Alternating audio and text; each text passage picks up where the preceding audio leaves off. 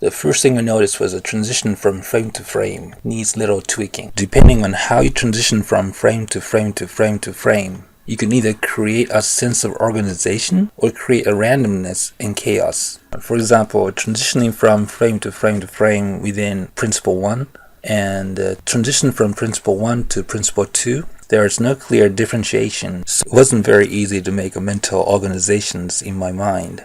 When you move from first frame to second frame, that's okay. And now you're Principle 1. Moving to an example, then jumping to Principle 2 abruptly. This slide is okay because it didn't move too much from the first frame to the next. It maintained the spatial proximity and the fact that it moved just a little from frame to frame. Really helped me to keep these two frames within the same mental framework. Okay, let's move on. And Principle 3. As opposed to the previous transition within the same subtopic, this transition was much bigger, so it was harder for me to keep these two frames within the same mental framework, especially because transitioning from the previous subtopic, the end of the Principle 2, to the new topic, which is Principle 3, was as large as this transition. If you use the motion transitions in a certain pattern, it can help creating a mental organizations, but in this case, there was no pattern, there's no distinction between transitioning from the end of Principle 2 to the beginning of Principle 3, and between this frame to this frame. Okay, let's move on. And jumping to Principle 4. Again, jumping is a keyword. You don't really want to jump big in Prezi. Jumping around from place to place on a canvas creates a sense of no organization and creates a sense of chaos. When I look at the original organization of the frames on the canvas, it seems like they're organized in groups. But when you move, the motion you're using doesn't really help us retain that kind of organization. As you move through from frame to frame, principle to principle, somehow the way you jumped around doesn't really help create a mental model. The principles on frames are organized in this way. Sometimes the lines are in a way. You would think the lines are strategically placed so that students will be able to see logical connections and sequence. But when you move from circle to circle or frame to frame, it doesn't really follow along the lines, so lines are not really doing the job it's supposed to be doing. Okay, that's what I mean. Okay, let me show you what I mean by that. So you are here and here. Okay, so lines, this motion ignores the line, so lines are not doing anything. Here and here. The line is kind of doing a job here. Here, the line has nothing to do with the transition anymore. So that kind of makes me wonder, so why did you have this line here? Because it's not doing any job when you're presenting. See? And from here to here, this line is doing some job of visually and mentally connecting the previous frame to this frame. Okay, now let's move on. Okay, so again, same thing. Again, the line is doing some job. The reason why it looks a little jumpy, and this line didn't really do a great job guiding the viewer's attention from this circle to this circle, was because it was jumping. The Prezi people call it warp.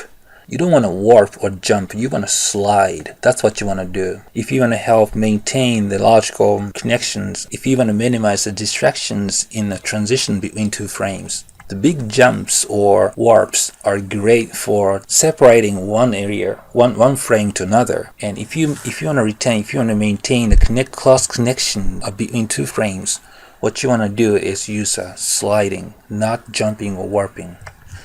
This is a jumping from here to here. That's a jump. Not a huge jump, but it's still a jump. And this is a warp. This is kind of like a slide. Just the distance is a little far, so it was still not the best way to help maintain the close mental proximity. Okay, let's move on. Okay, so it's like a jumping down.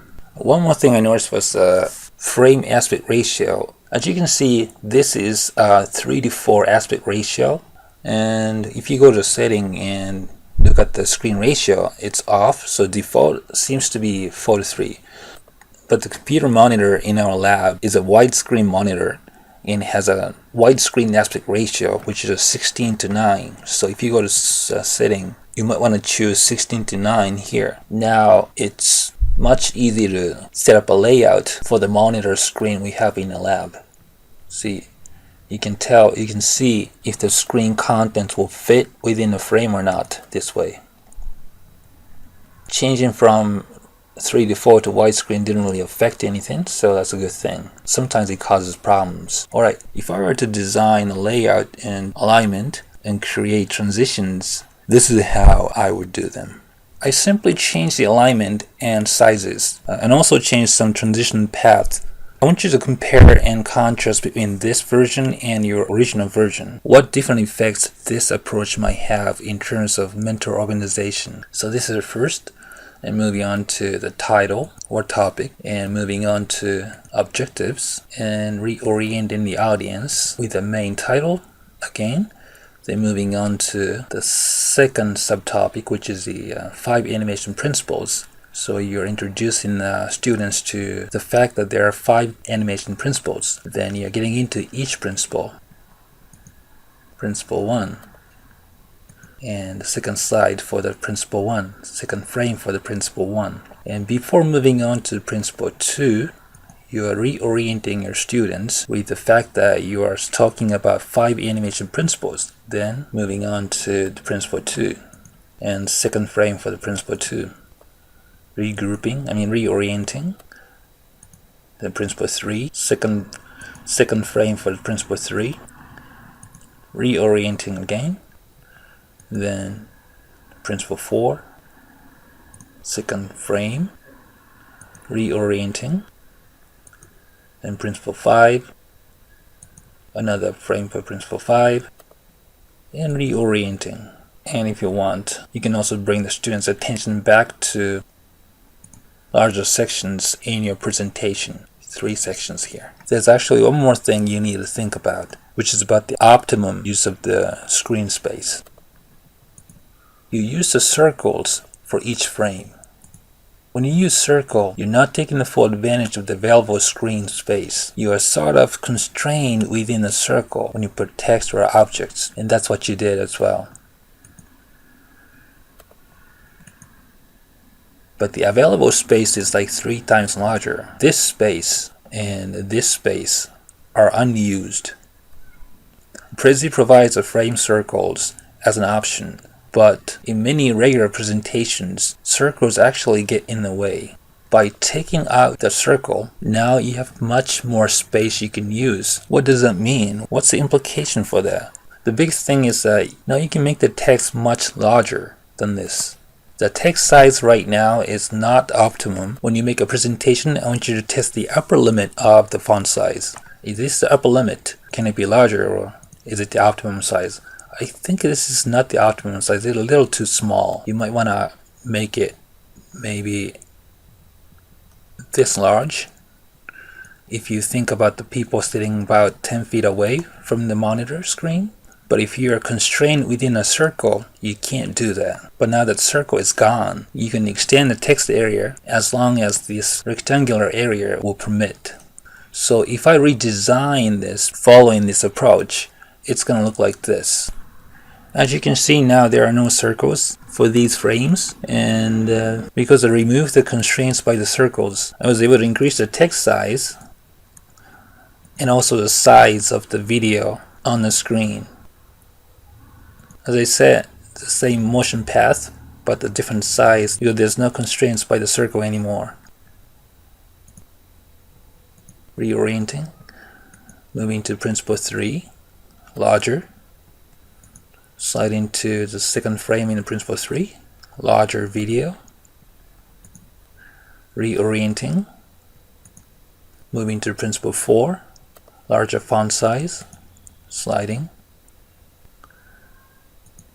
Reorienting, moving to principle 5, larger font, sliding, and reorienting again. And one last thing, which is a minor thing, it's related to coherence principle. When you look at the video frame, the video doesn't fill the whole screen. And the bright background can be an extraneous element, cognitively speaking. You might say you don't care, but if you can reduce that, it's better. So why not doing that? So something you can do is to make the background black. Now there's a little less distraction on the screen because the background is black.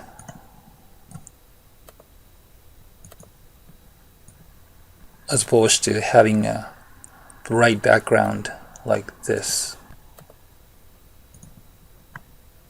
The way I did that was I created a black rectangular image and I inserted it into the Prezi. So overall, content design was alright. So do some tweaking with the canvas layout and the transition path and adjust the sizes accordingly. Make sure to come ask me questions if you have any questions about my comments and feedback.